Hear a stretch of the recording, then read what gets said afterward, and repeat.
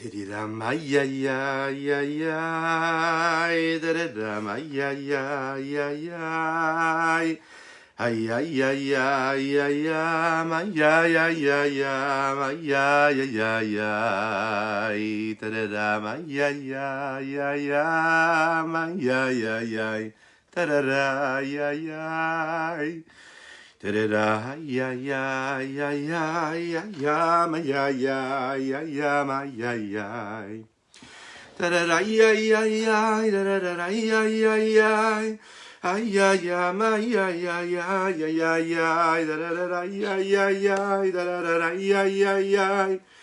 Ay, ya, ya, ma, ya, ya, ma, ya, ya, ya, ya, ya, ya, ya, ya, da, da, da, da, da, da, ma, ma, ma, ma, ma, da, da, da, ya, ya, ya, ya, ya, ya, ya, ya, ya, ya, ya, ma, ya, ya, da, da, da, ya, ya, ya, ya, ma, ya, ya, ya, ya, ya, ya, ya, ya. Da-da-da, ya, ya, ya, ya, ma, ya, ya, ya, ya, ya, ya, ya, ya, ma, ya, ya, ya, da-da-da, ma, ma, ay, ay, ay, ay, ay, ay, ay, ay, ay, ay, ay, ay, da-da-da-di-da-da-da-da, ma, ya, ya, ya, ya, da-da-da, ya, ya, ya. Ay, ay, ay, ay, da, da, da, da, ma, ma, ma, ma, ma, ma, ma, ma, ma. Ay, ay, ay, ay, da, da, da, da, ay, ay, ay, ay. Ay, ay, ay, ma, ya, ya, ma, ya, ya, ya, ay, ay, ay, ay, ay, ay. Da, da, da, da, da, ya, ya, ay, ay, ay, ay, ay. Da, da, da, ay, ay, ay. Ay, da, da, da, da, da, da, da, ma, ya, ya, ya, ya. Da-da-da, ya, ya, ya, ya, ya, ya, ma, ma, ma, ma, ma, ma, ma, ma. Ti-di-da, ma, ma, ma. Ay, da-da-da-di-da-da-da-da, ma, ma, ma, ma, ma. Ay, ay, ay, ay, ay, ay, ay, ay, da-di-da-da-da-da. Ay, ay, ay, ay, ay, ay, ay, ay, ay, ay. Ay, ay, ay, ay, ay, ay, ay, ay.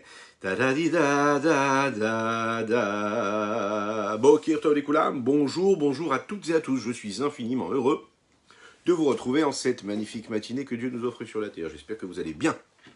J'espère que vous êtes en forme. Et si ce n'est pas le cas, devenez en forme. Parce qu'il faut être en forme pour commencer une belle journée.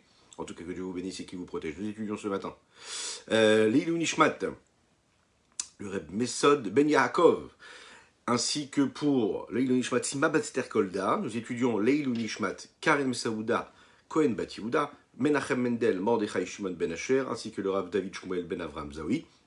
Nous étudions pour la Refoua Shelema de Chaya Anat Shoshana Bat Laetitia Esther, ainsi que pour le mérite de Mesaouda Bat Sultana. J'espère que vous allez bien. C'est parti. C'est l'histoire.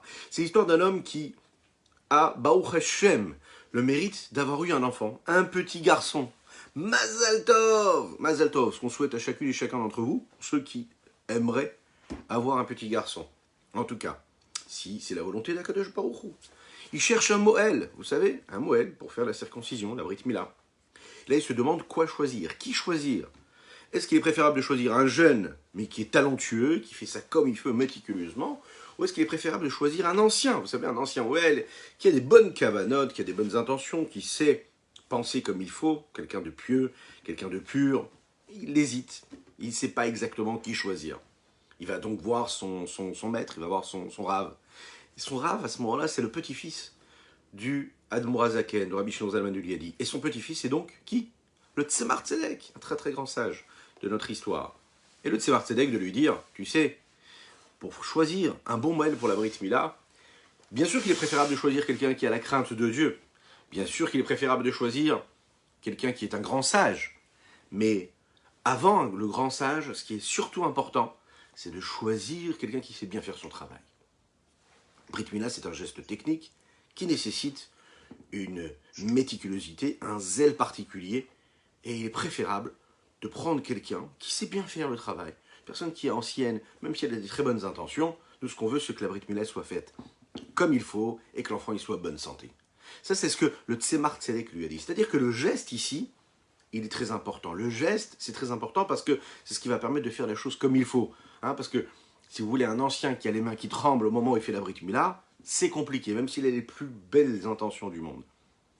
Il faut surtout trouver ce qu'il faut, c'est-à-dire être ce qu'il faut au moment où il faut. D'accord? C'est important d'avoir des bonnes kavanotes, c'est important, mais vaut mieux quelqu'un qui fasse la chose comme il faut. Nous avons étudié ensemble hier et répondu à une question. Pourquoi est-ce qu'il ne suffisait pas d'être juif? Il ne suffisait pas d'avoir juste cette âme pure que nous avons en nous. Mais pourquoi est-ce qu'il fallait impérativement que j'agisse, que je fasse, que je concrétise, que je matérialise cette identité juive qui est en moi, qui traverse tout mon corps, tout mon esprit, toute mon âme? On a pu comprendre comment est-ce que l'homme, de par ce qu'il est lui-même, n'est pas capable de créer un lien avec Dieu, avec toutes les bonnes intentions qu'il pourrait avoir. Pourquoi? Parce que c'est une entité qui est séparée de celle de Dieu. L'homme tout seul ne peut pas. Il a besoin de quelque chose, il a besoin d'un intermédiaire.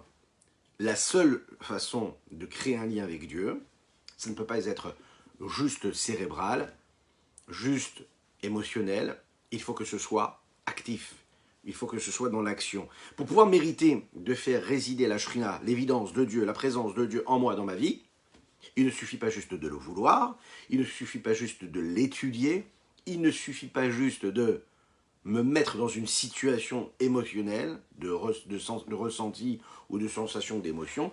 Il faut absolument que je fasse quelque chose de concret. Et qu'est-ce que c'est cette chose concrète? Eh bien, c'est d'accomplir la volonté de Dieu. La volonté de Dieu, c'est lui qui va décider ce que je dois faire au moment où je dois le faire. Pas ce que moi, j'ai compris que je dois faire. Non, ce que je dois faire, parce qu'il y a des directives qui nous ont été données par nos sages et qui expliquent quelle est la volonté de Dieu. Ça, c'est mon job. Et c'est ce qui va me permettre de m'attacher à Hachem, vraiment. De créer un lien avec lui. On l'a expliqué, c'est cette huile-là qui se consume dans le feu et qui devient le lieu de résidence pour Dieu.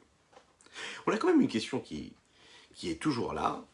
Bien sûr que le lien avec Dieu se fait que par l'intermédiaire de la Torah qui nous a été donnée. Mais la Torah elle-même, dans la Torah, il y a l'étude de la Torah et l'accomplissement du mitzvot. Et à bien y regarder, l'étude de la Torah, ça a un rapport avec le spirituel. L'étude, c'est spirituel. Quand l'action, c'est plus quelque chose de matériel. L'étude, c'est spirituel, et qu'est-ce qui s'exprime dans l'étude? C'est l'âme. L'action, ce sont donc les mitzvot, l'accomplissement des mitzvot, et c'est donc là un acte technique, un acte matériel, et qui c'est qui s'exprime au moment où nous agissons, où nous faisons? C'est le corps qui s'exprime. Il y a des personnes qui se sentent reliées et attachées avec Dieu, plus quand ils étudient que quand ils font. Ils arrivent, par exemple, à un cours de Torah, ils se connectent, comme vous le faites, Baruch Hashem, à un cours de Torah, ils vivent ce cours de Torah, ils l'écoutent, ils le suivent, et de cette façon-là, ils se sentent connectés avec Dieu. Ils ont besoin de le vivre, de trouver un sens, de comprendre, de ressentir à travers l'étude. Et plus ils vont utiliser leur sagesse, leur capacité intellectuelle et de compréhension, plus ils vont approfondir l'idée de sagesse, plus ils vont étudier, et plus ils arrivent à ressentir ce lien-là, cette connexion avec Dieu.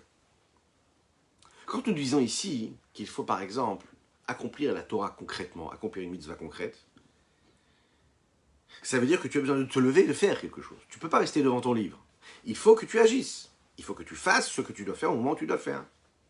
Et là, ces personnes-là ont beaucoup moins de facilité à ressentir le lien qu'ils ont avec Dieu. Là, bizarrement, ils ne trouvent pas l'énergie. Ils ne trouvent pas l'envie. Ils ne trouvent pas la passion dans cela. Ils ne se sentent pas connectés, reliés à Dieu au moment où ils agissent. Non. On leur dit, tu sais, il faut absolument que tu fasses cette mitzvah-là, tout de suite. Leur sensation, c'est que ça a l'air technique. Moi, je suis au-dessus de ça. Moi, j'ai besoin de comprendre, j'ai besoin de réfléchir, j'ai besoin de ressentir. Ça veut dire quoi? De faire tel et tel geste, dire les mêmes mots tous les jours dans la tefila.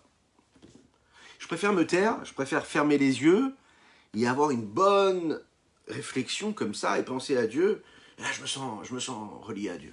Voilà, je me tais. Et alors, on dit non, pas du tout. Il va falloir que tu prononces les mots de la tefila. Et quand tu étudies la Torah, ça ne suffit pas de lire le livre. Pour te rendre quitte de l'étude de la Torah, Il faut que tu prononces les lettres, que tu lises avec tes lèvres, que tu entendes ce que tu dis. Le problème, c'est que parfois on ne ressent pas ça. Alors pourquoi est-ce que c'est si important, la asoto? Pourquoi est-ce que Bilvafra, la asoto, c'est dans ton cœur et il faut que tu le fasses? Ah. Alors c'est le sujet qu'on va aborder aujourd'hui. Hein. On va essayer de comprendre comment la shrina, la présence de Dieu, elle se trouve dans l'âme, mais il y a aussi la shrina, l'évidence de Dieu, la présence de Dieu, qui se trouve dans le corps. Qu'est-ce que nous appelons cet exil du corps? Et est-ce que dans ce corps-là, il y a une petite fenêtre? Une fenêtre pour pouvoir faire rentrer cette lumière et cette évidence de Dieu. Vous connaissez le Rabbi Menachem Mendel de Kotsk. C'est un grand admour, un très grand tzaddik, qui avait une finesse d'esprit. Et on a l'habitude, il y a beaucoup d'anecdotes, beaucoup de mots d'esprit qui viennent du admour de Kotsk. Il avait l'habitude de dire comme ça. Un jour, on lui a posé la question, il a dit, dites-nous notre cher maître, où est-ce que Dieu se trouve? Il a dit, où est-ce que Dieu se trouve? Mais Dieu se trouve là où tu lui permets d'entrer. Dieu, il est partout à la fois, mais il est surtout où tu lui permets d'entrer. Dieu, il est partout à la fois, mais il n'est pas dévoilé partout. Dieu, il est partout, caché.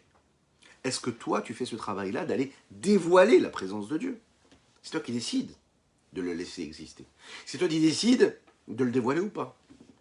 Est-ce que tu veux vivre avec l'enveloppe, le mensonge, ce que tu vois autour de toi, ou est-ce que tu veux vivre avec ce qu'il y a derrière ce que tu vois, et qui ne se voit pas, mais qui peut se ressentir. Lechaim. Il est dit, Melo kolaretz kevodo, Kadosh Baruch Hu, il remplit la terre de son honneur, de sa présence. Si Dieu, il est partout, comment se fait-il qu'on nous demande de faire telle ou telle action, et que quand on fait telle ou telle action, à ce moment-là, on révèle Dieu? Mais il est déjà partout. Qu'est-ce que ça veut dire ici quand le Admour de Kotsk dit « Dieu se trouve là où je lui permis de rentrer » Comment est-ce que je peux faire rentrer Dieu dans un espace, dans une pièce? Alors la réponse, elle est, bien sûr, que Kadosh Baruch Hu se trouve partout. Mais pour que sa présence soit dévoilée, et pour que la shrina, ce qu'on appelle la shrina, c'est-à-dire son évidence, ce soit une évidence, sa présence, ce soit quelque chose de réel, de vécu, et que ce soit quelque part dans un endroit, il faut lui donner la possibilité d'y entrer. Il faut lui faire de la place. Et quand on veut faire de la place à Dieu et le faire entrer quelque part, il n'y a pas de raccourci pour cela, il faut faire les choses comme il faut. D'accord? Ça veut dire, je peux faire des téphilotes, je peux faire des prières, je peux faire des bénédictions, je peux tout faire. Mais si je ne fais pas l'essentiel, c'est-à-dire d'agir, de faire une mitzvah, eh bien Dieu, je ne lui permets pas de rentrer en moi, dans ma pièce, dans mon foyer, dans ma vie.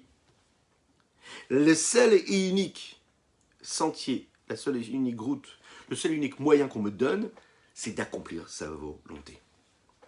À chaque fois qu'on veut faire entrer Dieu en nous, eh bien il va falloir accomplir sa volonté. Si par exemple on fait rentrer Akadosh Baruch Hu dans notre maison, alors qu'est-ce qu'on va faire? Dans notre foyer, chez nous, à la maison. Eh bien tout simplement, il faut se soucier que cette maison-là, ce soit une maison qui vit en fonction de la volonté d'Hachem.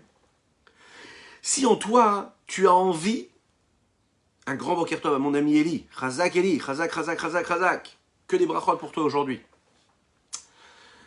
Si un homme, il a les meilleures intentions du monde, c'est-à-dire que lui, il est persuadé que la vérité se trouve chez Dieu, la vérité se trouve dans la Torah, il se lève même pour aller faire la tefila, il va le matin tôt à la synagogue, il va faire la tefila.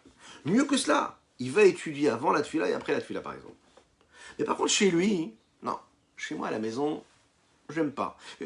Voilà, la Torah c'est à la synagogue, et puis chez moi ça reste chez moi. Je peux quand même être, je peux compartimenter, oui. C'est pas parce que je vais à la synagogue que chez moi à la maison ça doit devenir une synagogue avec des livres partout, etc. J'ai envie de garder quand même un certain recul sur les choses, une certaine distance. On lui dit non, tu peux pas vivre comme ça. Si tu veux faire résider Dieu en toi, chez toi, dans ton foyer à la maison, il faut que ta maison ça devienne un sanctuaire. Ta maison elle doit vivre dans cette ambiance-là. Si quand on rentre chez toi à la maison, on entend une radio, on entend une musique qui ne reflète pas la dimension de la présence de Dieu. On entend un son, il y a un écran phénoménal qui ne projette pas des cours de Torah en live, mais qui projette par exemple toutes sortes de, je ne sais pas, tout ce qui peut passer à la télé, sur tous les réseaux, sur Netflix, ce que vous voulez. Ok? Ben, quand tu rentres chez toi, il y a une ambiance, tu as installé une ambiance. Donc tu peux pas dire je vais à la synagogue, quand je rentre chez moi, ça y est, je mets de côté, j'ai fait ma tefila, mais maintenant. Non. Tu veux que Dieu réside à la synagogue ou tu veux qu'il soit chez toi à la maison? Si tu veux aussi qu'il soit chez toi à la maison, il faut que l'ambiance qu'il y a chez toi à la maison, que tu la crées. Ce soit en correspondance avec ce que Dieu est, avec la Shrina, avec la sainteté. Hier soir, nous étudions ensemble et nous parlions de l'accoutrement qu'un homme a chez lui quand il est chez lui à la maison. Ben, oui, ça doit correspondre à ce qu'un homme est et à son comportement doit correspondre à ses convictions, à cette vision que la Torah est là, de la Kedusha, de la sainteté. Je ne peux pas me promener chez moi à la maison en pensant que comme il n'y a personne, alors je peux me promener comme je veux. Non, je dois me comporter en correspondance avec la sainteté encore même plus que quand je suis à l'extérieur, parce que c'est chez moi à la maison, et que je veux que Dieu réside chez moi à la maison, et qu'il y ait de la sainteté chez moi à la maison. La Gemara Sota nous le dit comme ça, Rabbi Akiva Omer, Rabbi Akiva dit, Ish veisha zahu, Shrina benehem. L'homme et la femme qui ont eu le mérite, la Shrina peut résider en eux. La présence de Dieu est là présente, elle est en nous, entre l'homme et la femme. Si on le mérite, pourquoi? Parce que vous savez que le mot Ish et Isha s'écrivent quasiment avec les mêmes lettres. Comment nous écrivons le mot Ish? Aleph, Yud, Shin. Comment nous écrivons le mot Isha, femme? Aleph, Shin, E. Il y a une différence entre les deux. C'est que chez l'homme, il y a le Yud et chez la femme, il y a le E. Quelle est la différence entre le Yud et le E? Si vous regardez bien, c'est que le Yud et le E, ce sont les deux premières lettres du nom Yud-Ke, Vav-Ke, qui est le nom d'Akadosh Baruch Hu. Lorsqu'il y a Yud et qu'il y a Ke, donc c'est-à-dire qu'il y a les deux premières parties de Dieu, du nom de d'Hachem, alors il y a Vav-Ke. Il y a l'aller et le retour. Il y a le couple et il y a Hachem. Il y a cette union-là, cette osmose qui se crée et Dieu réside dans ce couple-là. Mais ça, c'est dans le cas où il le mérite. Mais qu'est-ce que ça veut dire mériter? Qu'Akadosh Baruch Hu réside dans un couple. Alors Rashi, là-bas le dit dans la Gemara Sota, il dit, sachez que mériter, ça ne veut pas dire aller gratter un ticket de loto et gagner le loto. Mériter, ça veut dire faire un effort soi-même. Mériter, c'est pas avoir des parents qui nous ont donné le mérite. Ne pas avoir un grand-père. Ça suffit pas d'avoir un grand-père ou un arrière-grand-père qui était grand-maman. Ça suffit pas, c'est comme ça. Ça suffit pas, ça veut dire que c'est un effort qui doit être quotidien, permanent, de chacune et de chacun. C'est-à-dire que le couple va décider de vivre selon des codes de pudeur, selon des codes de pureté, selon des codes de respect des lois de la Torah, selon des codes de sainteté. Les enseignements de la Torah vont nous les donner. Et quand on se comporte de cette façon-là, alors qu'est-ce qui se passe dans le foyer, que ce soit entre le couple et dans le couple, mais aussi dans l'éducation des enfants, qu'est-ce qui va se passer à ce moment-là? Il va se passer que la Gdusha va résider comme il faut. Et si malheureusement, on ne fait pas ça, même si on va après étudier la Torah, même si ensuite on va faire la tefila, même si on va même faire rentrer chez nous à la maison que des aliments qui sont kashers, notre comportement ne permet pas à la présence d'Hachem de s'installer. Maintenant, la question qu'on va essayer de se poser ici, on a parlé du foyer, ok? Dans quel endroit on doit faire résider Dieu? Parce que nous l'avons dit, hein, parfois c'est l'âme qui s'exprime, parfois c'est le corps qui s'exprime. Quand j'étudie la Torah, c'est l'âme qui s'exprime a priori, c'est pas le corps. Quand je fais une mitzvah, est-ce que c'est le corps qui s'exprime concrètement ou est-ce que c'est l'âme aussi? Comment ça se passe? Est-ce qu'on a accompli la Torah de Dieu et que quand on accomplit la Torah et l'enseignement d'Akadosh Baruch Hu, on fait résider de Dieu en nous, est-ce qu'il va dans l'âme ou est-ce qu'il va dans le corps? Est-ce que le corps reste détaché ou c'est seulement l'âme qui brille dans le corps et qui du coup illumine le corps? Si on regarde ça, de prime abord, l'endroit naturel a priori vers lequel Akadosh Baruch Hu pourrait rentrer et vers lequel et dans lequel la Shrina, la présence de Dieu pourrait résider, ce serait a priori l'âme. Pourquoi? Parce que l'âme c'est Chelek Elokim Mimal Mamash, c'est une partie de Dieu, et puisque c'est une partie de Dieu lui-même, donc la partie d'Akadosh Baruch Hu qui a le plus cette identité-là, qui se rapproche le plus de ces ingrédients de sainteté, est donc en mesure de recevoir la sainteté de Dieu. Donc on peut comprendre, l'âme reçoit Kadosh Baruch Hu, et Dieu réside dans l'âme. De l'autre côté, nous avons le corps. Et lui, le corps, a priori, il est matériel, il est grossier. Afaratavel, afartachouf, tu viens de la poussière de la terre, et après 120 ans, tu retourneras à la poussière. C'est grossier. Donc puisque c'est grossier, on va s'imaginer que, puisque le corps nous attire vers tout ce qui est matériel, alors Dieu, quand il réside pas dans le corps, mais il réside dans l'âme. La vraie réponse, vous savez, elle est comment? La vraie réponse, c'est que tout dépend de ce que nous faisons. Qu'est-ce qu'on est en train de mettre en mouvement?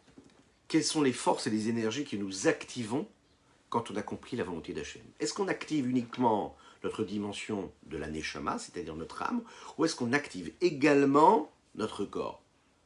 Qui c'est qu'on met ici dans le jeu? Qui c'est qu'on utilise? Est-ce que c'est que l'âme ou aussi le corps? La Shrina, hein, l'évidence même de Dieu, la présence de Dieu, elle peut résider a priori que dans l'âme. Mais si on met en mouvement aussi le corps, eh bien la Shrina, la Torah nous dit, la Chassidut nous le précise ici avec le Admor Hazaken, la Shrina va résider également dans le corps.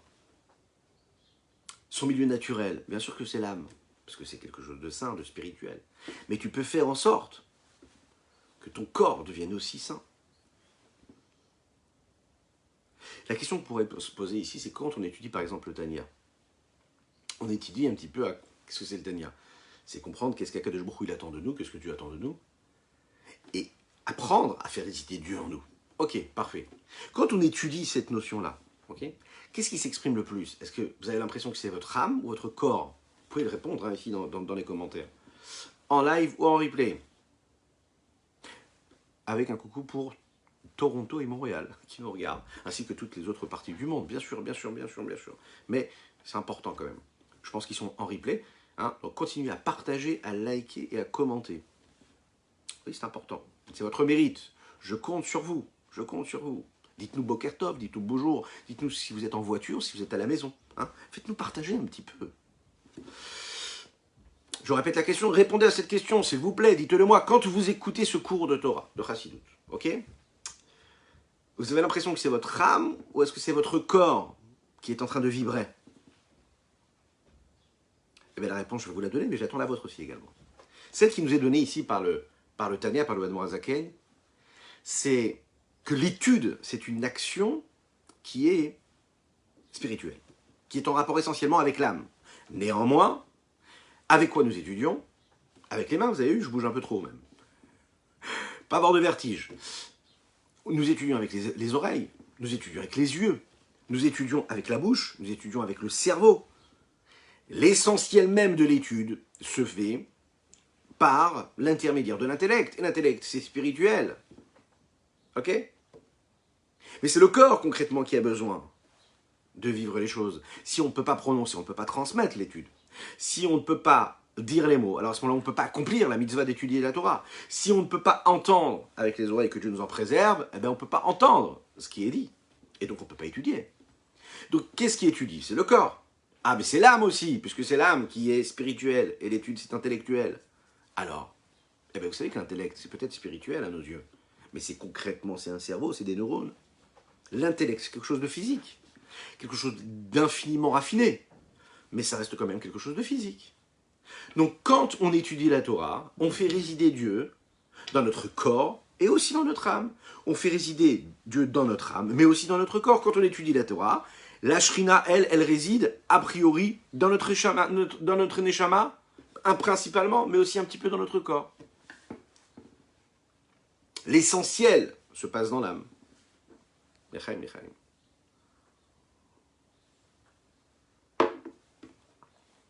C'est un petit peu l'idée, vous savez, il y a un professeur qui est athéiste, complètement, athée total. Donc il ne croit en rien, si ce n'est en lui. Et encore, c'est pas sûr, ça reste à prouver. Et rien que le fait que cela reste à prouver, déjà, il faut y croire. Mais puisqu'il n'y croit pas, c'est compliqué. Il leur dit, voilà, moi, je ne crois qu'en ce que je vois. Quand je vois, j'y crois. Quand je ne vois pas, je ne crois pas. Il y a un petit enfant juif qui était comme ça dans la classe, il s'est levé, il a sauté, il a dit, mais les enfants, est-ce que vous voyez l'intellect du professeur? Est-ce que vous voyez son cerveau quand il nous parle? Non. Eh bien, c'est un signe, il n'a pas d'intellect. Ben, si tu crois en ce que tu vois, nous ne le voyons pas l'intellect. Et pourtant, nous y croyons. Je vous laisse à cette réflexion. Donc, ici, on a vu que l'essentiel de l'étude se fait grâce et par l'intermédiaire de l'âme. Et il se vit dans l'âme, mais par l'intermédiaire aussi du corps. Il en ressort donc que les Chachamim, quand on dit que celui qui étudie la Torah, Shrina imo la Shrina, la présence de Dieu est avec lui. C'est un petit peu comme, par exemple, des justes qui sont là, et qui sont là en train de de travailler et d'essayer d'élaborer une décision rabbinique, un décret rabbinique. D'accord? Il est dit là-bas, Elokim nitzav ba'adatkel. Dieu se trouve et se tient lorsqu'il y a une assemblée qui prie Dieu. Avec un bon shalom pour la Suisse, on pense à vous. La Shrina se trouve avec les personnes qui sont en train de juger, ces grands maîtres qui sont en train de juger et d'élaborer un décret rabbinique. Dieu se trouve avec eux. Elokim tzav ba'adatkel. C'est la raison pour laquelle nous disons également que quand il y a 10 juifs qui se trouvent ensemble, même quand ils ne sont pas en train d'étudier la Torah, il y a 10 âmes juives qui sont ensemble, eh bien Dieu, il y a l'évidence de Dieu qui est là. La présence de Dieu, elle est là. Si on regarde à droite et à gauche, on ne va pas trouver autre chose que des sages qui sont réunis tous ensemble et qui étudient. Qu'est-ce que ça veut dire que la Shrina est avec eux? Que l'évidence, la présence de Dieu est avec eux? La Torah, c'est la sagesse de Dieu qui vient d'en haut. Elle vient de Dieu, d'accord? Donc quand on étudie la Torah à ce moment précis où on étudie, il faut savoir que ce moment précis, qu'est-ce qui se passe? Ils utilisent la bouche, ils utilisent l'intellect pour transmettre et pour tergiverser, pour réfléchir, pour analyser, approfondir l'idée, pour arriver à une conclusion. Ces maîtres-là, ces sages, deviennent la bouche d'Akadosh Baruch. Quand ils ont besoin de décréter quelque chose, de prendre une décision rabbinique, ils sont là pour matérialiser la volonté d'Akadosh Baruch. Ils deviennent les émissaires de Dieu ici-bas sur terre pour matérialiser sa volonté. Par exemple, s'ils sont en train d'élaborer ce décret rabbinique avec une crainte de Dieu véritable, une vraie, d'accord, ils méritent de devenir le moyen de transmission de Dieu à ce moment-là. Parce qu'avec la crainte de Dieu qu'ils éprouvent, ils deviennent ce moyen de transmission.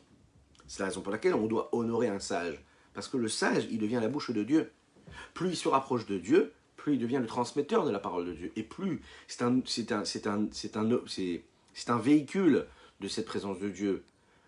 Et plus elle est assumée, et plus cette personne-là, eh bien, il est nécessaire qu'on la respecte avec beaucoup plus d'égard et qu'on lui apporte beaucoup plus de respect. Regardez ce que le Tanya nous dit ici dans les mots. Lorsqu'un homme est préoccupé par la Torah, lorsqu'un homme étudie la Torah, son âme, qui est son âme divine, avec ses deux vêtements intérieurs, c'est-à-dire ses deux moyens d'expression, ces deux outils intérieurs qu'il y a dans cette âme, les vadam, qui sont quoi? Shem Kohar, Adibur ou Machashava, qui sont le potentiel de la parole et le potentiel de la pensée. Nichlaot Beorachem et Tzav sont inclus ici dans l'infini du Saint béni soit-il, à ce moment précis. Pourquoi? Pourquoi à ce moment précis? Parce qu'il faut savoir qu'à ce moment précis, qu'est-ce qui se passe? La parole d'Akadosh Baruch Hu, elle s'imprègne, elle entre dans sa pensée, elle devient sa pensée. Et si elle devient la pensée de l'homme, à ce moment-là, qu'est-ce qui se passe? Elle devient aussi sa parole. Et si elle devient sa parole, elle est la parole de Dieu. Donc je deviens le véhicule de cette parole-là. Il y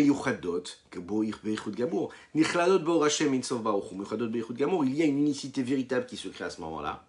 Et elles sont incluses dans la lumière de l'infini du Saint béni soit-il.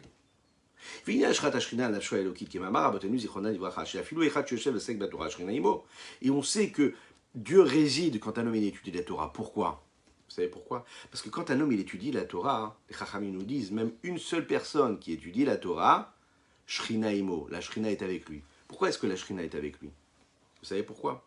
Parce qu'il est dit comme ça, que quand un homme il étudie la Torah, il devient ce véhicule d'Akadosh Baruch.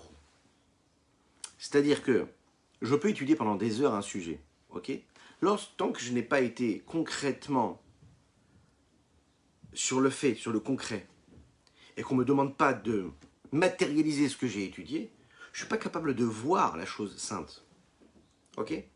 C'est-à-dire que quand j'étudie quelle est la nécessité de prendre une matzah et de la consommer le jour de Pessah, alors je peux comprendre que le jour de Pessah, si je consomme une matzah, je lui donne une sainteté, je lui donne une particularité, je comprends que la volonté d'Hachem se révèle dans cette matzah.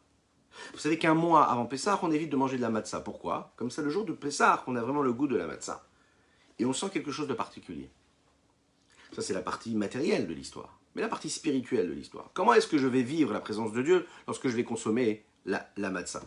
Ben, je vais la consommer, vous savez, au moment où je vais ressentir la présence divine.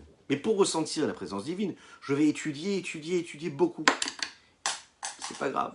Je vais étudier beaucoup, et le fait d'étudier beaucoup, ça va me permettre de comprendre vraiment l'importance qu'il y a de consommer cette matzah. Et quand je vais consommer cette matzah, je vais faire résider Dieu en moi.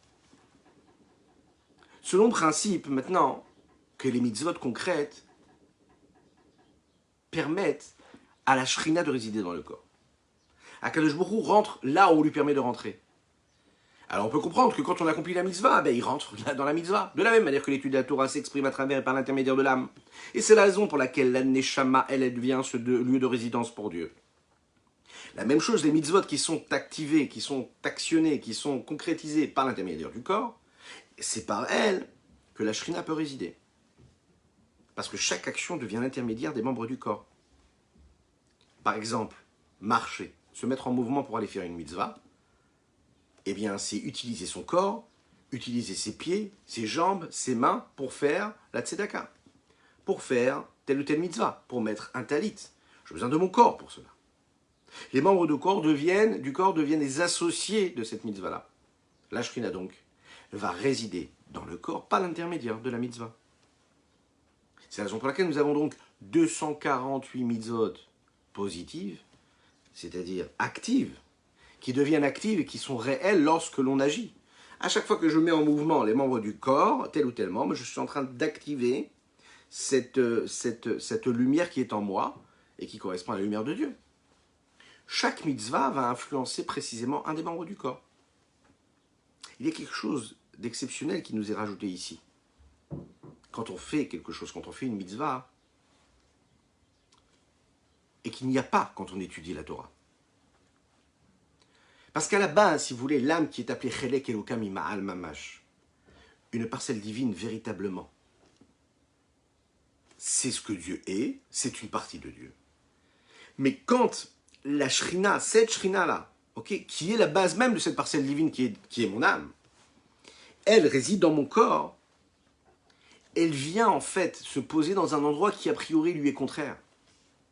Et c'est ça, le petit plus qu'il y a.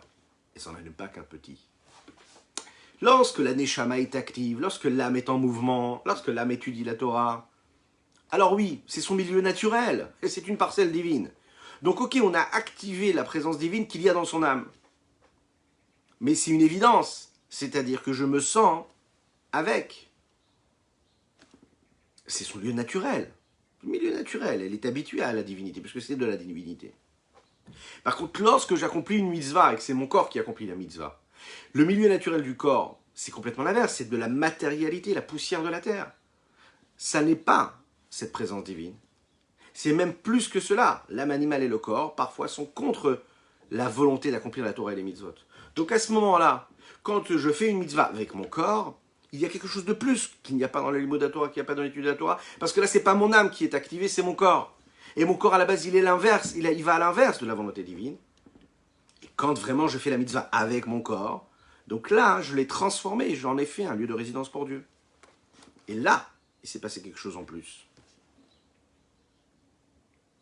Maintenant, qu'est-ce qui crée et qui permet cette connexion entre ce corps et cette âme-là? Le corps et l'âme divine. Qui c'est qui permet tout cela? Alors, le Admor Hazaken, le Rabbi Shlomo Zalman de Liadi, va nous l'expliquer, va nous dire qu'ici, c'est l'âme animale qui entre dans le jeu. L'âme animale, celle qui crée la connexion entre le corps physique et l'âme divine, qui est spirituelle. Parce que l'âme animale, elle n'est pas matérielle. Elle est attirée vers tout ce qui est matériel et tout ce qui est grossier, mais ça reste un élément spirituel. C'est une création spirituelle. Ça reste l'âme. L'âme vitale. L'âme animale, c'est peut-être animal, mais ça reste spirituel. Donc comme le corps qui est totalement matériel doit devenir un lieu de résidence pour la présence divine, et qu'il faut qu'il se connecte avec l'âme divine, là intervient l'âme animale, qui a un côté spirituel, le côté spirituel que l'âme divine a, et il a le côté matériel d'être attiré vers le matériel, vers le corps. Donc l'âme animale, elle connaît les codes physiques du corps, puisqu'elle connaît ses besoins, c'est elle-même qui les motive, et en même temps, elle a cette notion de spiritualité, cette finesse, qu'a l'âme divine. Donc elle connaît le langage de l'âme divine. Elle connaît l'aspect spirituel qu'a l'âme divine. Quand deux personnes parlent de deux langues différentes, d'accord? Chacun a sa langue, chacun a son langage. On a besoin de prendre un traducteur qui, lui, va traduire et va devenir l'intermédiaire qui va permettre à telle personne de comprendre ce que l'autre personne veut dire. Il faut qu'il y ait un intermédiaire qui, lui, est imprégné de ces deux éléments qui sont contraires, en tout cas différents. Il faut qu'il y ait un dénominateur commun. Quand on est capable de le trouver, alors à ce moment-là, on peut créer une connexion entre les deux. J'ai la possibilité de créer une connexion entre deux personnes qui ne parlent pas la même langue. Celui qui crée cette connexion-là, il devient le pont entre deux choses qui sont différentes, parfois même contraires. Pour réussir cela, il a besoin d'être imprégné de la première personne, de la deuxième personne, du savoir de la langue de la première et de la langue du deuxième. Quand nous parlons ici de la langue, d'un langage, c'est aussi un langage spirituel. C'est la même chose qui se passe. Le corps et l'âme sont deux éléments qui sont totalement contraires l'un de l'autre. Le corps, c'est le top de la matérialité. Pourquoi? Parce que l'homme a été créé, nous l'avons dit, de la poussière de la terre, et donc il attire l'homme vers tous les besoins physiques et matériels qu'il a besoin d'avoir. L'homme est attiré vers ses besoins. Quels besoins? Besoins physiques. Qu'est-ce que mon corps veut ressentir, veut éprouver? J'ai besoin de manger, j'ai besoin de boire, tous les besoins qu'on a besoin. On a besoin de dormir, les plaisirs, les désirs, les passions. Le corps, lui, ne saisit pas ce que ça veut dire la notion spirituelle. Le corps ne saisit pas non plus ce qui est divin. C'est la raison pour laquelle, quand on veut souvent toucher la spiritualité, on se détache un petit peu de notre corps. Quand on étudie beaucoup de Torah et de la Chassidut, on comprend que surtout pas, on ne se détache pas du corps. On réussit à transformer ce corps-là. Et c'est ce qu'on va voir tout de suite.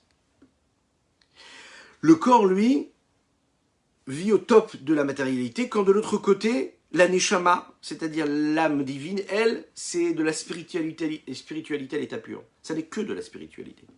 Elle n'a aucune compréhension, aucun saisissement. Elle n'arrive pas à saisir quelle est la nécessité du matériel, du besoin physique. Elle ne le sent pas en fait. Elle ne comprend pas ce que ça veut dire l'intérêt personnel. Elle ne comprend pas ce que ça veut dire le plaisir que le monde peut m'apporter. Elle est spirituelle et elle est divine en plus.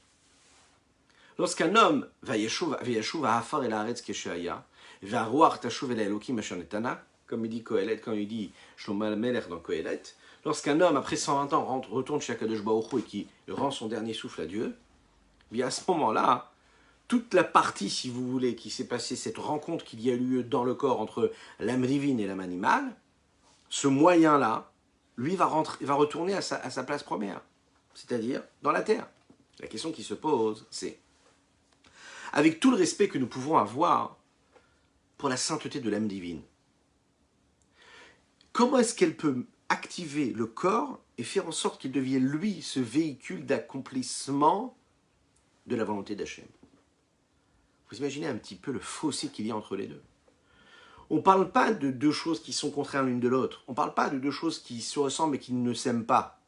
On parle vraiment de deux entités différentes. On parle d'un côté de matériel et de l'autre côté de spirituel. Ce sont deux forces contraires. Si vous regardez bien, toutes les personnes qui cherchent, qui sont dans une quête spirituelle, quand ils veulent être dans cette quête spirituelle, ils ne font pas du tout ce que la Torah est en train de nous dire là. Ils se détachent du corps. D'accord? Quand ils sont spirituels, ils se détachent. Ils arrêtent de manger, ils s'isolent, ils vont très très haut dans les montagnes de l'Himalaya, ils ne mangent plus, ils ne boivent plus, ils rentrent dans une période de jeûne. Hein? On connaît ça. Pourquoi? C'est-à-dire pour se connecter à leur force spirituelle, ils se déconnectent de leur matériel. Et là, on ne dit pas du tout. On nous dit non, tout ça, tout ce que tu essayes de vivre spirituellement, tu dois le vivre dans ton corps, avec ton corps, et par l'intermédiaire de ton corps. Et c'est ça la particularité de la Torah. Et c'est ça ce que la Chassidut nous révèle. L'action concrète de la mitzvah, elle ne peut se faire que parce qu'il y a un intermédiaire. Il y a le corps, il y a l'âme divine, qui touche au spirituel, et entre les deux, il y a l'intermédiaire. Il y a le traducteur. Ce traducteur, c'est qui? C'est l'âme animale, qui a une dimension spirituelle, mais aussi une attirance vers le matériel. C'est ça, la fonction de l'âme animale. Elle est là pour nous donner des besoins, et faire en sorte qu'avec ces besoins, nous faisons la bénédiction avant de consommer ce besoin ou après. Elle fait en sorte que quand un homme, physiquement, vit quelque chose, il a des sensations physiques. Et ces sensations physiques, elles sont permises d'après la Torah, elles sont gdoshat, elles sont saines, elles sont saintes.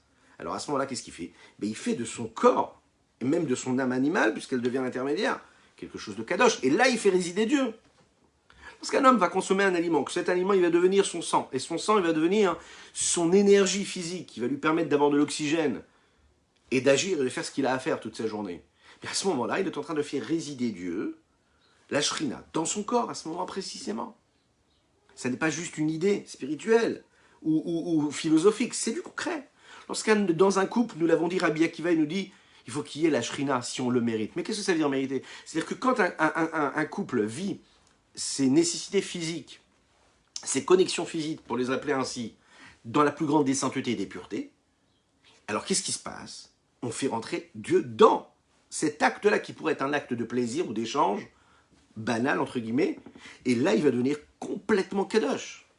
Alors qu'on est au top de la matérialité du corps, on est au top de l'expression du plaisir et du corps.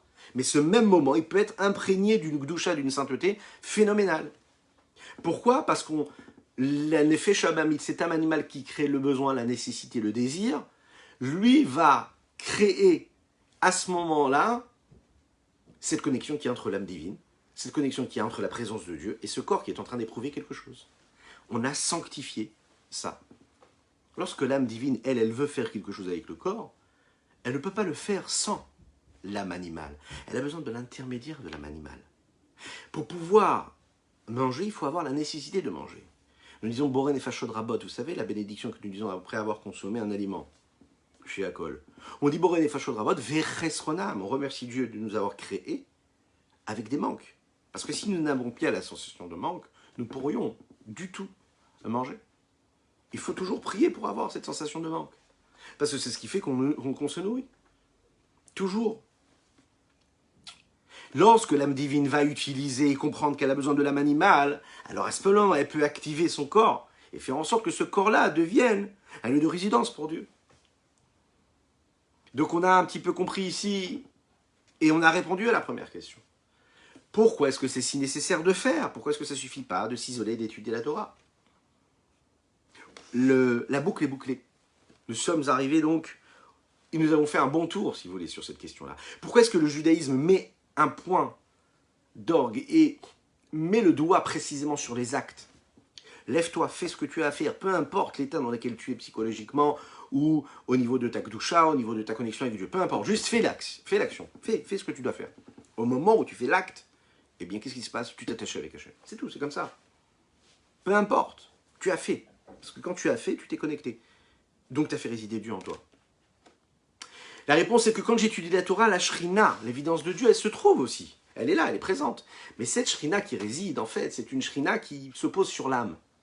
Alors que quand je fais une action concrète, eh bien, la présence de Dieu, elle est sur moi. La mitzvah, il devient le véhicule de cette concrétisation-là et de cette présence divine. Regardons dans les mots ce que le Tanya nous dit ici. Arkedele Amshir, pour pouvoir éclairer, dévoiler, or ve'aratashina la gouf ve'nafshu abamit. La lumière de la Shrina, de la présence divine, sur le corps également, mais aussi sur l'âme animale. Shei, cette âme animale, c'est quoi? C'est l'âme vitale. Achionit, c'est l'âme vitale. Amelobeshet, begoufo mamachet, qui fait vivre le corps dans la vie matérielle que nous vivons. Il faut agir concrètement, faire de vraies mitzvot concrètes. Chez Az,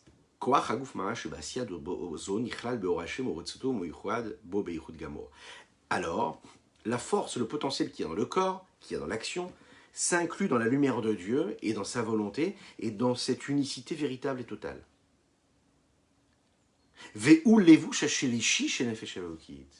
Et si l'on veut, c'est le troisième vêtement quelque part, c'est le troisième potentiel, c'est le troisième moyen d'expression que peut avoir et qu'il y a dans l'âme animale, et par l'âme divine. À ce moment-là, même le potentiel de l'âme vitale, qui pourrait être, lui, vécu comme quelque chose de matérialiste, qui y a dans son corps véritablement, mais qui vient de la klipat noga, cette écorce neutre. Vous savez, la klipat noga, c'est ce que je peux faire quand je peux utiliser une énergie qui est neutre, et je peux faire quelque chose de bien ou de pas bien avec cette énergie-là. Si je l'utilise à bon escient et dans la sainteté, alors ça devient saint, je deviens un véhicule de sainteté. Si je l'utilise négativement, alors c'est l'inverse. Ça va nourrir les forces de l'impureté. À ce moment-là, quand j'utilise l'âme vitale et que mon corps il est devenu le véhicule d'une sainteté, j'ai fait en sorte que ce corps-là, il se transforme, il taper meraletov, il se transforme du mal en bien. Vinichlal mamash bigdusha kanefesh elokim mamash. Et il va écouter comment c'est magnifique. Il va s'inclure dans cette sainteté-là comme l'âme divine. Et il va devenir aussi saint que l'âme divine peut l'être. Mais acha, puisque chez où, parce que cette force-là qu'il y a dans l'âme animale, ou apoel ve'aose ma'ase mitzvah, c'est lui qui actionne, c'est lui qui fait concrètement cette mitzvah. Parce que sans cette force-là qui lui permettait de faire et d'agir, oui, si je n'avais pas l'énergie de me lever et d'aller faire telle ou telle mitzvah, je ne pourrais pas la faire. La plus grande et la plus belle des intentions, même passer des heures à étudier un texte, si je n'ai pas la force, si Chas v'Chalila, Dieu ne donne pas la force de nous lever et de faire telle ou telle mitzvah, on ne peut pas la faire. Et si on ne peut pas le faire, on ne peut pas transformer notre énergie vitale et notre énergie physique et en faire un lieu de résidence pour Dieu. Qui rouchanit, parce qu'elle est spirituelle. Ve'agouf geshmi ve'chomri, parce que le corps, lui, de l'autre côté, il est grossier, il est matériel. Ve'amemutse benehem, et l'intermédiaire, celui qui crée le pont entre les deux, entre l'âme divine et le corps, inefesh achiyunit abahamit, c'est l'âme vitale et animale, qui est habillé et qui est dans le corps de l'homme et qui est dans son cœur précisément et dans son corps. Donc à ce moment-là, son corps devient complètement le véhicule et il devient vraiment ce qu'il est à ce moment-là précisément. Voilà ce qu'on pouvait dire aujourd'hui sur notre Tanya du jour. J'espère que vous avez passé un bon moment. En tout cas, rappelez-vous bien d'une chose, comme l'a dit le Hadmour, Rabbi Menachem Mendel de Kotsk, Dieu se trouve partout. Mais il se trouve surtout là où on lui permet de rentrer. Ouvrez votre cœur, ouvrez votre esprit, ouvrez votre corps et votre âme vitale et vous verrez que Dieu résidera. C'est une promesse, c'est écrit dans les mots. Que Dieu vous bénisse, je vous souhaite une excellente journée, que vous puissiez vivre une réussite totale, matérielle et spirituelle dans tous les domaines. Une réussite infinie, hein, attention, une largesse matérielle et spirituelle. Je vous rappelle que nous avons étudié Leilou Nishmat, Reb Mesod Ben Yaakov. Nous avons étudié également Leilou Nishmat, Simabat Esther Golda. Nous avons étudié pour la Refoua Shelma de Chayanat Shoshana Bat Laetitia Esther, Leilou Nishmat, le Rav David Shmuel Ben Avraham Zaoui, ainsi que Menachem Mendel Mordechai Shimon Ben Asher, ainsi que Karen Messaouda Cohen Bat Yehuda. Et surtout, rappelez-vous, nous avons étudié pour le mérite de chacun d'entre vous. Je compte sur vos partages, je compte sur vos cœurs, sur vos likes, vos pouces, surtout. Partagez, likez, commentez. Et puis, que Dieu vous bénisse. On se voit très bientôt. C'est parfait comme ça. Ashreino, Ashreino, Ashreino, Matoy Chelkeino, Ashreino, Ashreino, Matoy Chelkeino, Ashreino, Ashreino, Ashreino, Matoy Chelkeino, Ashreino, Ashreino, Matoy Chelkeino. Omanaim, Omanaim Egor Aleinu, Omayafa, Yafa Yerushateinu, Omanaim, Omanaim Egor Aleinu, Omayafa, Yafa Yerushateinu, Omanaim, Naim, Naim Egor Aleinu, Omayafa, Yafa Yerushateinu, Omanaim, Naim, Naim Egor Aleinu. Yafa, Yafa Yerushateinu, Umanaim, Umanaim Egor Aleinu, Yafa, Yafa Yerushateinu. À bientôt.